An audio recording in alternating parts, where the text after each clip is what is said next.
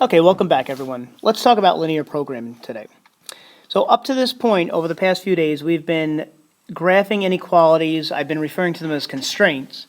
And then we were plugging them into this f of x, y function. Okay, well, today we're going to figure out where this all comes, why it's all tied together.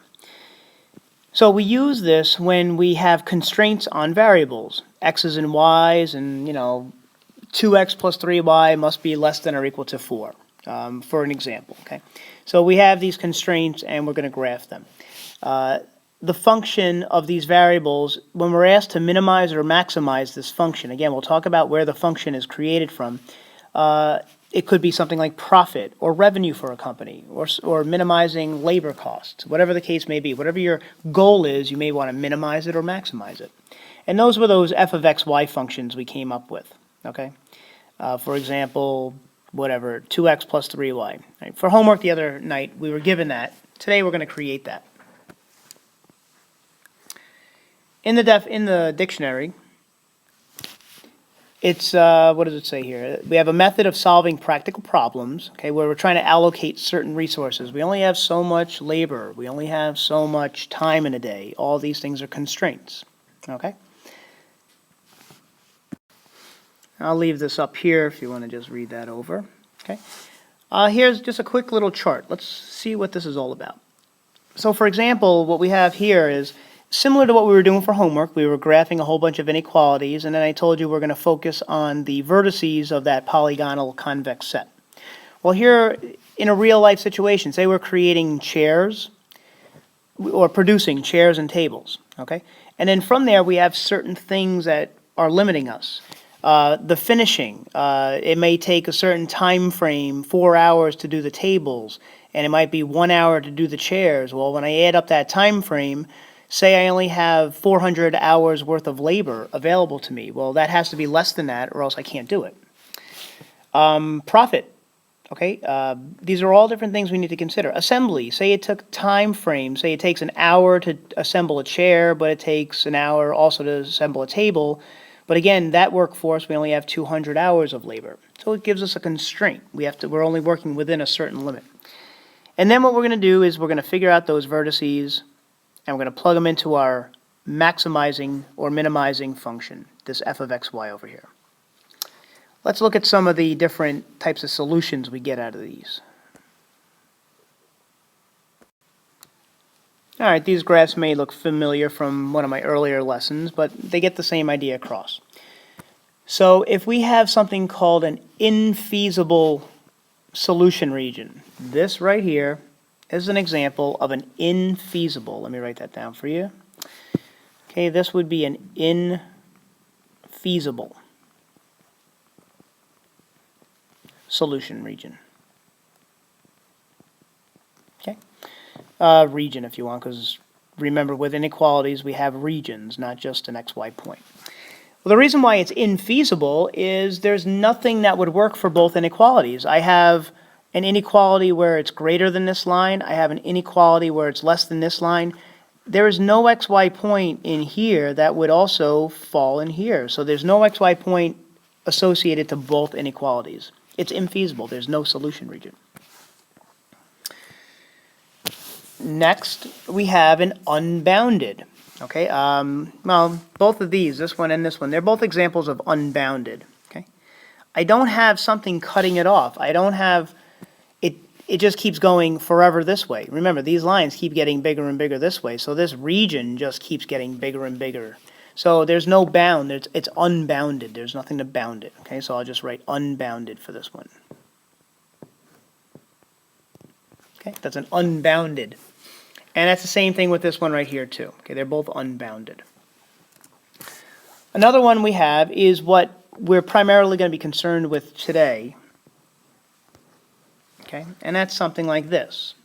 Whoops, let me just bring this one front. Oh.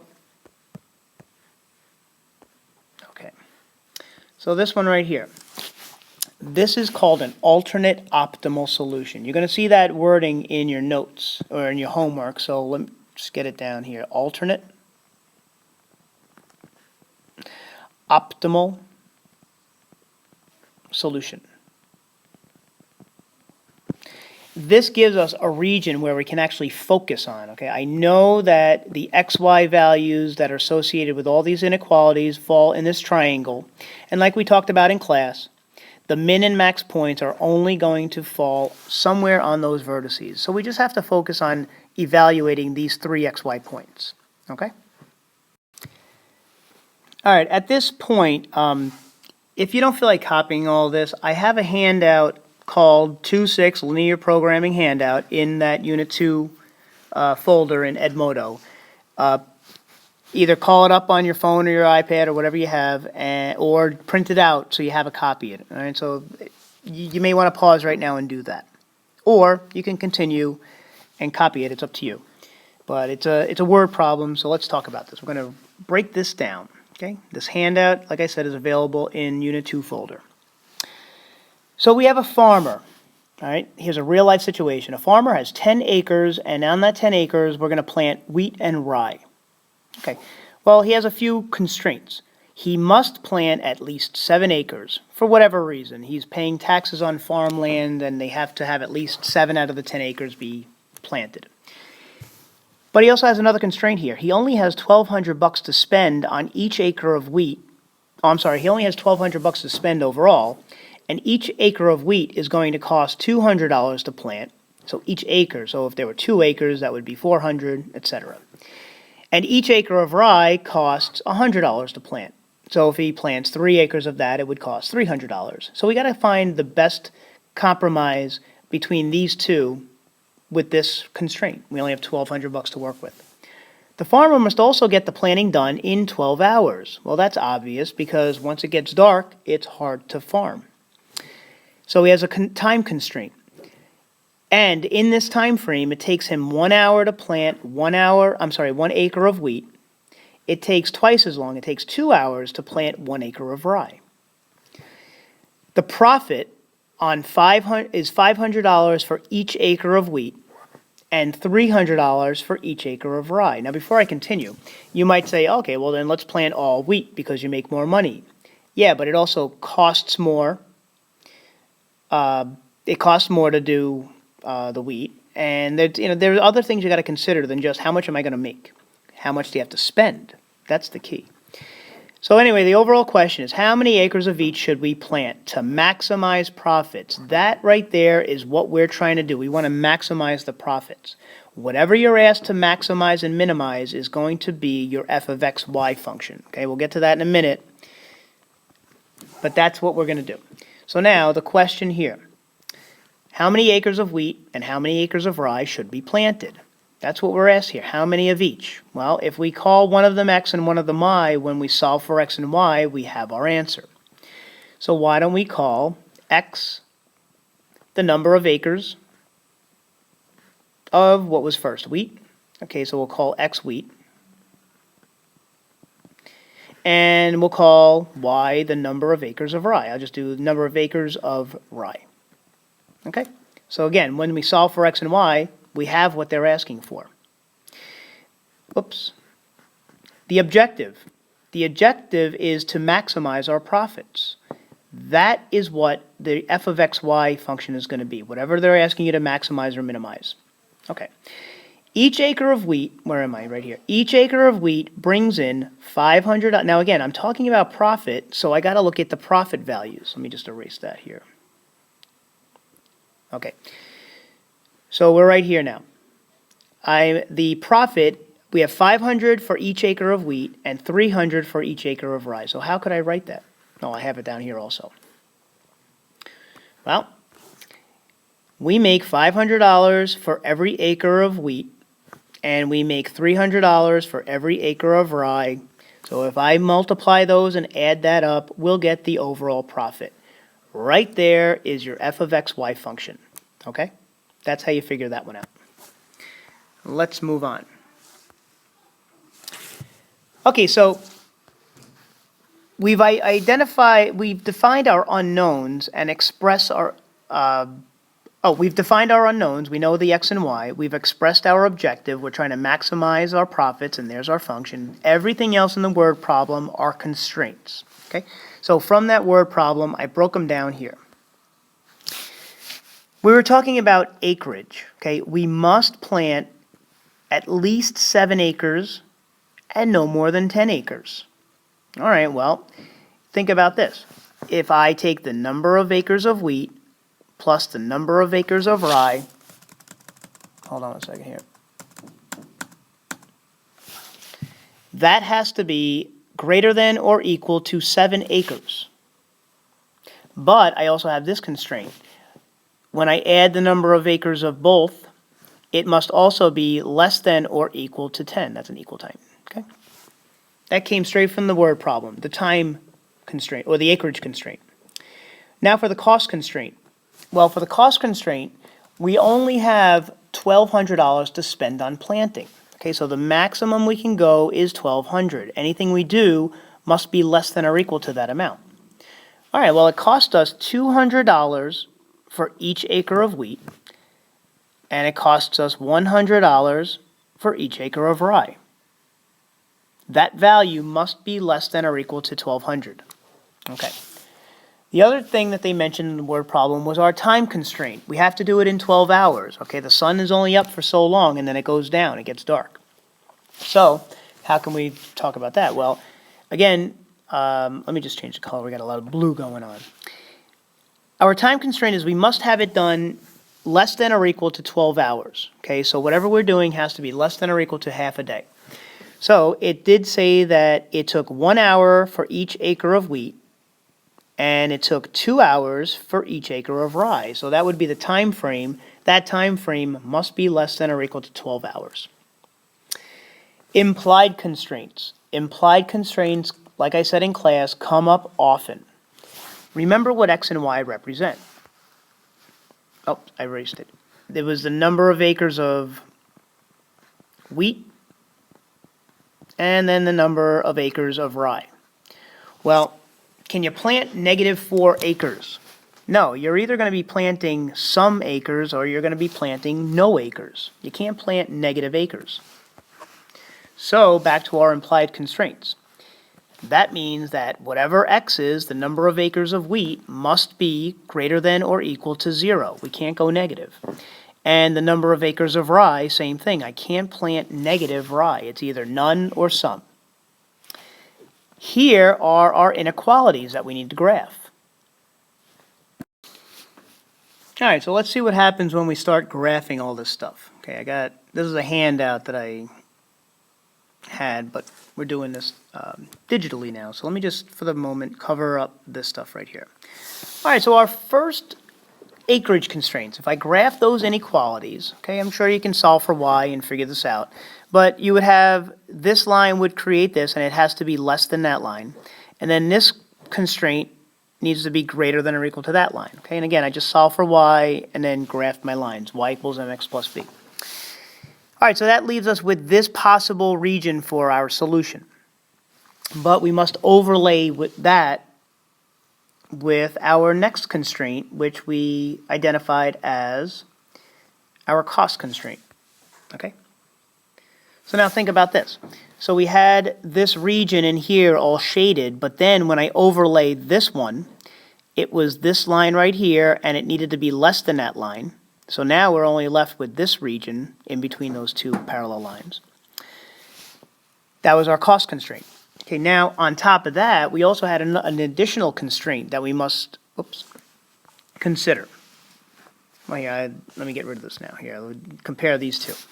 So now, we also had this time constraint. This was our time constraint. If I were to graph that line, which is the line, it kind of creates this line right here, okay, where the arrow is pointing. Well, if it must be less than that line as well, then it gets rid of all this region up here, and what we're left with is this little tiny triangle of possible solutions. That's our optimal solution region, okay?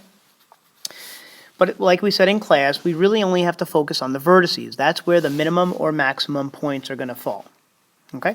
So our job now is to find out what this A, B, and C are. The rest of this problem is just like we've been doing for homework, okay? So now I can get rid of this, so let me just get rid of that. Okay. When you solve for these, again, how did I do it? Well, just use your calculator, okay? Plug in one line and the other line and find the point of intersection. Plug in this line and plug in that line and find the point of intersection. Do the same thing to figure out your point A, okay? And when you do that, if you do it correctly, you should get these 3 vertices, okay? So right here are the vertices you should get when you find the points of intersection. Back to our profit function. Well, this is the profit function right there. Let me make that bigger. We need to evaluate these vertices. So let's see what happens. Let's make this pretty purple. So the first one would be 500 times 5, our x is 5. 300 times 2, our y is 2. And that's going to give us a value. We'll figure that out in a second. This one is going to be 500 times our x value, which is 4. And 300 times our y value, which is also 4. Okay. And then you do the same thing with this xy point. I have 500 times 2 and 300 times 5. Now let's figure this out.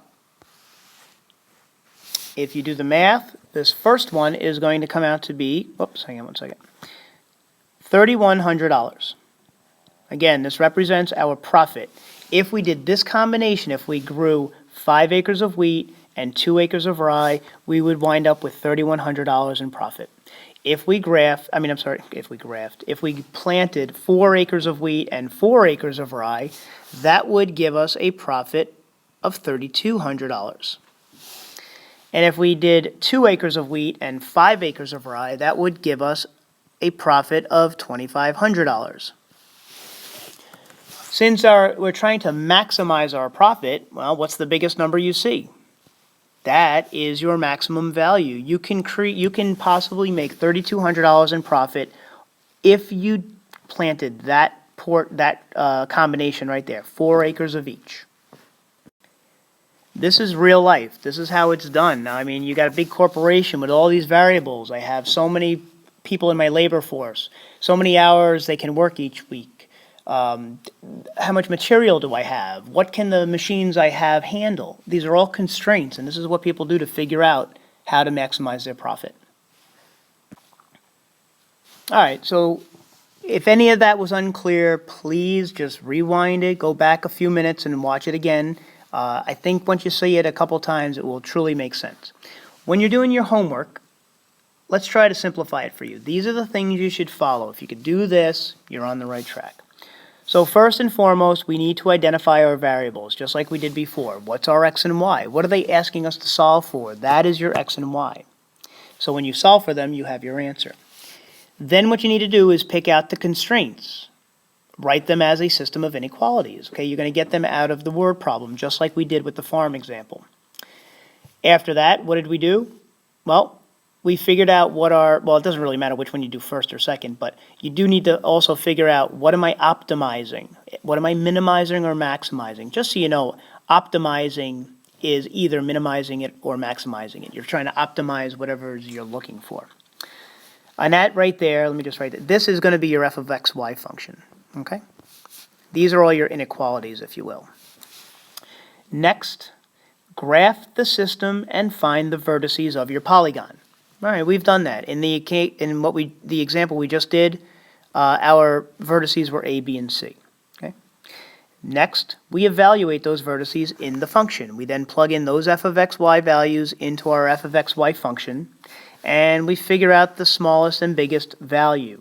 What are we looking for? Well, it'll tell you. They want you to maximize something or they want you to minimize something, and you pick the smallest or the biggest accordingly. And so there you have it. Okay, let's see what we're going to be working on tomorrow in class. Don't forget, this outline is in Unit 2 Edmodo folder. Okay, so we just did, let me just change this. We just did this day 1 of linear programming. We will be working on page 95 in class tomorrow. For all of you out there who keep asking me, what was the homework assignment? What was the homework assignment? Well, one of two things. Either print out this outline so you have it, or right now in your notes, just write page 95, 12, 14, and 15. Just write that down. And then when you open up your notes, you'll know what it is. See you then.